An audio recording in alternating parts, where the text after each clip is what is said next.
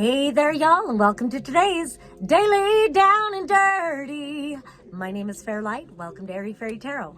All right, y'all, so the message for today, in a roundabout way, is it all comes full circle. And, you know, the cards don't necessarily indicate that title. They kind of do, though. But that's been the message of the day. Talking with my bestie, Desi Knight, who is also an amazing psychic and reader and singer songwriter, it all comes full circle. And so not only are cycles coming to a completion, which they are, but it looks like energies that needed to be processed out. This is the sort of thing that we've been working on collectively as individuals, if that makes sense. So it's like, even though it's been generational trauma, it's been such an individuated expression, such an individuated experience for each of us that, you know, and I don't know what the entire collective has been going through. Obviously, I know I don't relate to every fucking buddy out there, but if you're watching this reading, then probably you can relate that we've been processing some serious fucking energy, man. And it's been a lot of trauma. It's been a lot of self-worth issues in a very big way. So let's go to the cards. The first card out was the Two of Cups reversed.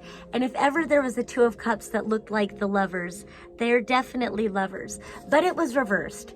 And so, you know, this being like the overlighting theme of it all, and it you know, it's love not being given. It's an imbalance, and that's definitely personified by the three cards that were underneath it. And it's about trying to find balance, but in the middle, you know, whatever gender you are, this is you as the mother, this is you as the Empress. And upright, the Empress, she knows her abundance, she knows her fucking self-worth. I always like to say, there's four queens, there's one Empress. She knows who she is, she knows she deserves all good things, she knows her value, and so she has no trouble receiving it. But when she's reversed like that, she's playing small. And so on either side, both of these show balance. You've got the Two of Earth here, and then you've got the Eight of Air here. I want to kind of just point out this one. It's so interesting to me how they both are about trying to keep the balance. Actually, I want to go to this one first because it is upright. It is the Two of Earth upright. Normally the Two of Pentacles, it has like an infinity symbol, and it is about having a balance in your life. But then it shows this, and then again, in between both of these was this Mother card reversed. And you see that he's trying to keep the balance by holding his tongue. He's not speaking his truth, and that's supposed to keep the peace. And so it's like, okay, so we're not arguing with the dominating toxic assholes in our life, but is that really keeping peace? Or are we just doing a lot of harm to ourselves and stabbing ourselves? And then, you know, I've never noticed until now that he is chained. And he's an angel, but he's like chained to this belief in keeping the peace at all costs, and usually it's to our own detriment. So isn't that weird? It's such like a old paradigm kind of bullshit where, you know, we have to conform. You know, we get told, tell the truth, always tell the truth. And then we tell the truth, and then we get punished for telling the truth. We get punished for speaking our truth. But even if we tell the truth, and truth, you know, all these different things, but what would get reinforced is nobody really wants to hear the truth. You know, we just want you to tell us what we want to hear and otherwise conform. And especially as children, this gets ingrained.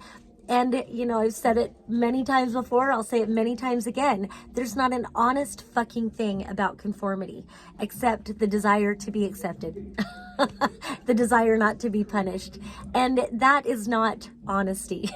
And so, you know, so do you see how, like, when you don't feel like you can speak your truth, when you can't be honest, and you're trying to make everybody else happy by, you know, telling them what they need to hear or doing whatever it takes to keep the peace, you might be able to maintain some sort of a material balance in your life, but that doesn't mean that you're feeling valued or valuable. And it can create you know, abundance flows, I feel like, because it affects our self-worth in all these different ways. So then over top of that, we've got this Four of Air card, along with this long dark night of the soul card is what I call it. And you see that she had to change out of this. You know, I've talked about this before, and how, you know, man-made clock time, calendars and clocks. I like that I read recently, somebody was like, it's a pseudoscience, because I love astrology, and they're always like, it's a pseudoscience. Well, yeah, so is clock time and calendars. It's all a fucking pseudoscience. And only one helps you look into yourself and evolve and grow. And the other one, while it can be a useful tool for navigating this current reality, it can become like a coffin. And it's just too confining. You know, the structure becomes more of a cage, and then we feel dead to the true cycles of life, the true cycles of living, and the true alignment to who we truly are. And so I like, because, you know, true time is cyclical in nature, as Saturn has spoken to me beautifully. True time is cyclical in nature. It's better represented as a spiral, just as the earth goes around the sun in a spiral, creating a cycle. All the planets going around the sun, the moon going around the earth in a cycle. Isn't it beautiful that the feminine body produces a monthly cycle in accordance with the movement of the moon? And so we have that personified here with this spider web. And so there is something about realigning to divine cycles, dying to and just the way it came out, like he looks dead over here, and this is where everything is in darkness. You can even see a little black kitty there. And she's opening her shroud to the light. And if you look really closely, she's got her third eye is glowing. So she's breaking out of the confinement of the old structures, the old cages. And then we come over here to this Ace of Earth and the Seven of Fire. And really, I love when fire and earth are together, and especially with this ace, because this is an opportunity to plant seeds for your authentic reality. And with this, it's imbued with creative passion. And also, this is a card of intuition, listening to your own soul's divine guidance, your soul's urge to create what is most aligned to you, most authentic to you, most highlights your creativity. And so I really like this. It feels like breaking out of all this. Now it's a new dawn, it's a new day. I have to sing that every now and then. So again, where everything comes full circle, and we learn to value ourselves by speaking our truth. And there's really nothing here else that is swords energy, so it's not so much about speaking our truth, but I do feel like valuing ourselves enough. And there is something about trusting our intuition and, you know, planting those seeds to cultivate for our reality, those things which we truly want to take root. And it does feel like an investment in our creative ideas and potentials. And then we come over here, and this is a kind of let your freak flag fly kind of a card. Very much the wild medicine person, the wild earth person. They're very androgynous, containing the entire spectrum of masculine and feminine, and even where they receive the energy. Again, pooling, P-O-O-L, pooling their energy into the sphere, and knowing when to activate. Over here with this dragon spear, this dragon, why can't I think of the word? I want to say wand, but it's not that. It's you know what it is, staff.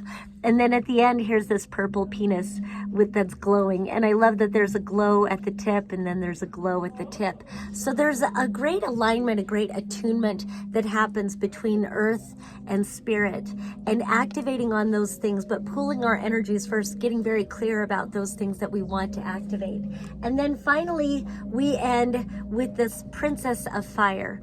So again, it's like coming into your own royalty. I like turning this Mother card up, turning it up. It feels like unlocking a doorway to your own creativity is going to help you recognize your self-worth and allow you to receive all the abundance that you truly deserve. All right, that's all I have for today. Peace and love until next time.